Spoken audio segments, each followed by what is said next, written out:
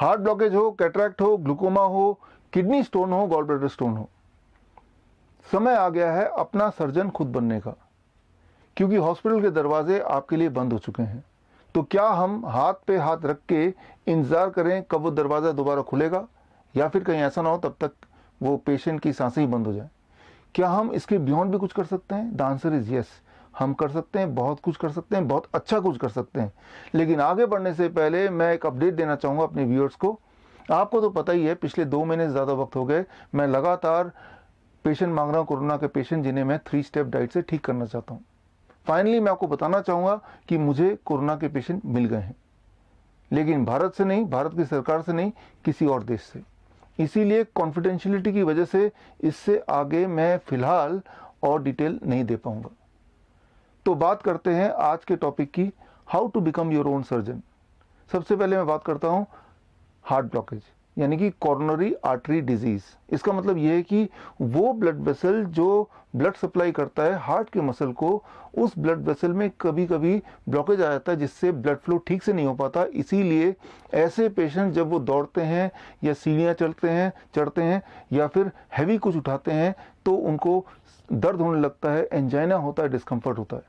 ऐसे में डॉक्टर बोलते हैं एंजियोप्लास्टी करा लो, बाईपास सर्जरी करा लो। लेकिन एक तीसरा इंटरवेंशन भी है जिसका नाम है नेचुरल बाईपास। नेचुरल बाईपास कोई मेरा बनाया हुआ कोई मेथड नहीं है, ये मेडिकली साबित प्रूवन मेथड ऑलरेडी है जो कि एमडी लेवल पे पढ़ाया जाता है। और नेचुरल बाईपास मतलब आपका बॉडी खुद ही सर्जन बन के ब्लॉकेज को रिपेयर करने का काम शुरू कर देता है। मैं इसको समझाता हूँ आसान शब्दों में।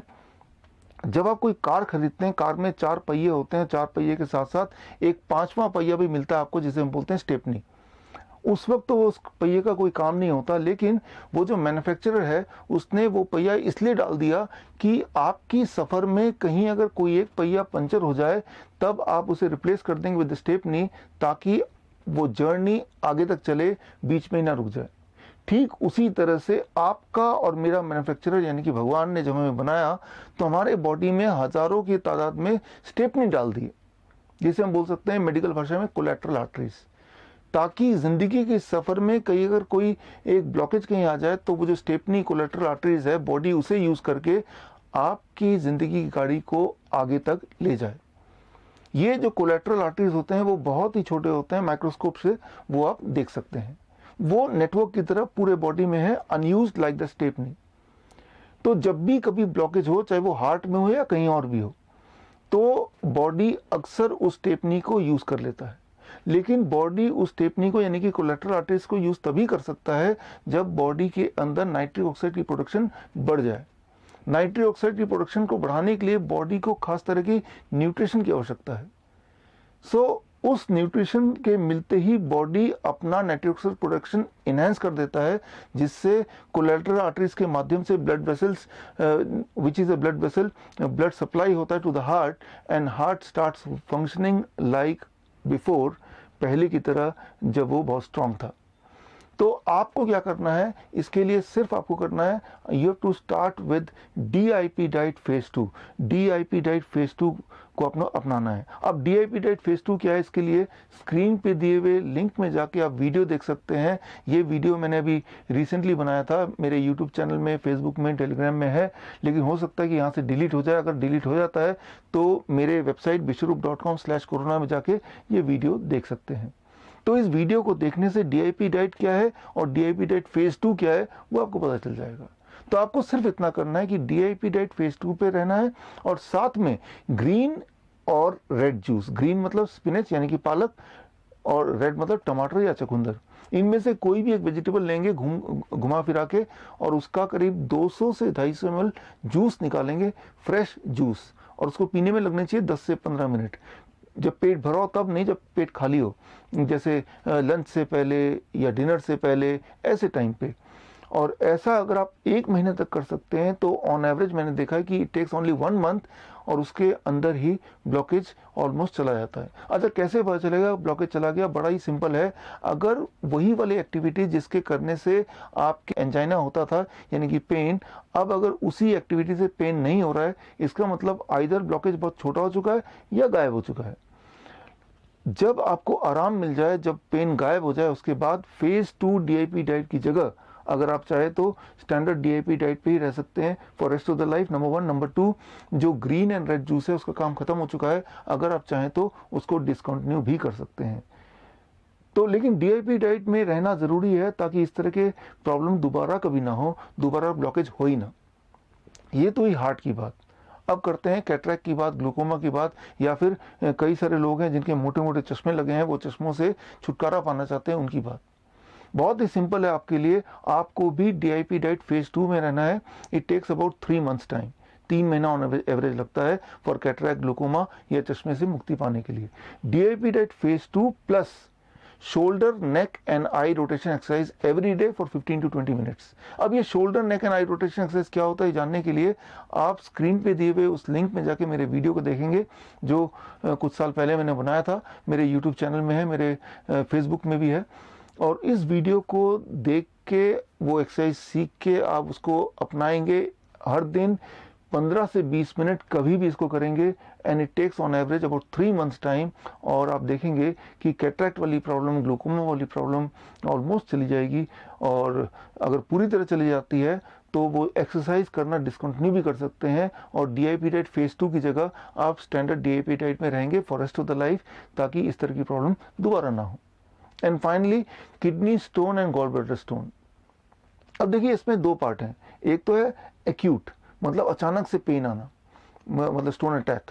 तो एक्यूट में सिम्टोमेटिक रिलीफ बड़ा इंपॉर्टेंट है। सिम्टोमेटिक रिलीफ के लिए, पेन मैनेजमेंट के लिए फिर उसी वीडियो को मैं रेफर करूंगा, जो वीडियो मैंने थोड़ी देर पहले बताया था। उस वीडियो में जाके पेन मैनेजमेंट कैसे करना वो सीखना आपको।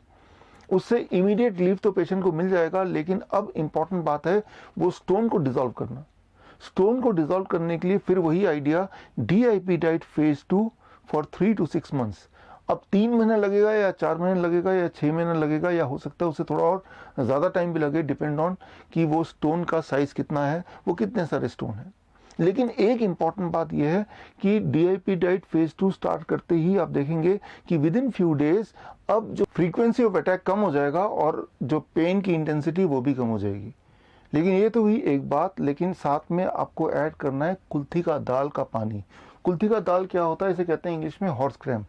अब देखिए ये है हॉर्स ग्राम, और ये हॉर्स ग्राम करीब 20 ग्राम कुल्थी का दाल लेना है, एक मुट्ठी भर, और लेके उसको 200 ml पानी में आपको बॉईल करना है तब तक जब तक कि 200 ml पानी 100 ml में कन्वर्ट ना हो जाए। और वो जो 100 ml है उसे छान लेना है वो पानी को, और उसका आधा पानी यानी कि 50 ml पानी आपको लेना है ब्रेकफास्ट से पहले खाली पेट में, और आधा लेना है 50 ml जो बचा हुआ है वो डिनर से पहले। और ऐसा तब तक करना है जब तक कि स्टोन रहेगा, जो किडनी स्टोन है या फिर गॉल ब्लैडर स्टोन है। अच्छा, कैसे पता चलेगा कि स्टोन है अभी? उसका बड़ा सिंपल तरीका है। अगर लगातार 1 महीने तक पेन नहीं हो रहा है, कोई डिस्कम्फर्ट नहीं है, तो इसका मतलब ये है कि स्टोन या तो पूरी तरह डिसॉल्व हो गया है या बहुत ही छोटा हो गया है। और ऐसे केस में आप क्या कर सकते हैं, ये कुल्थी का दाल का पानी यानी कि हॉर्स ग्राम का जो पानी है, बॉइल्ड वाटर, बॉईल करने के बाद का जो पानी है, उसको आप डिसकंटिन्यू कर सकते हैं। लेकिन फेज 2 वाले डाइट को 1 महीना और चलाइए। और 1 महीने और चलाने के बाद भी कोई दर्द नहीं है, इसका मतलब श्योर हो गया कि वो स्टोन इज ऑलमोस्ट गॉन। अब आप चाहे तो स्टैंडर्ड डीआईपी डाइट, तो बेसिक डीआईपी डाइट पे रह सकते हैं for rest of your life, ताकि दोबारा से स्टोन बने ही ना। मैं उम्मीद करता हूं कि ये मेथड आप पे काम करेंगे। जैसे इस मेथड ने हज़ारों और पेशेंट को ठीक किया है, आपको भी लाभ मिलेगा। अगर आपको लाभ मिलता है, अगर ये मेथड काम करता है, तो you have to give me something in return. आप मुझे क्या देंगे? बहुत ही सिंपल है। सबसे पहले आप ये अंदाज़ा लगाइए कि अगर यही सर्जरी मुझे करानी होती तो कितना पैसा लगता।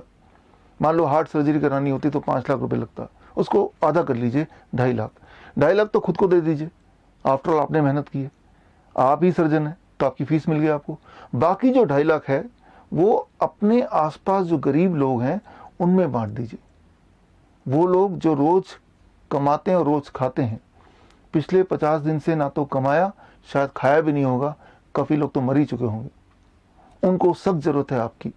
और जब आप देंगे तो ये मत समझिए कि आप कोई एहसान कर रहे हैं, एक्चुअली वो भी आपको रिटर्न में कुछ देंगे। जो भी मेथड मैंने आपको बताया, इस मेथड से लगभग 70, 80, 90% तो आप ठीक हो ही जाएंगे, लेकिन फिर भी गुंजाइश रह जाएगी 10 से 15% की।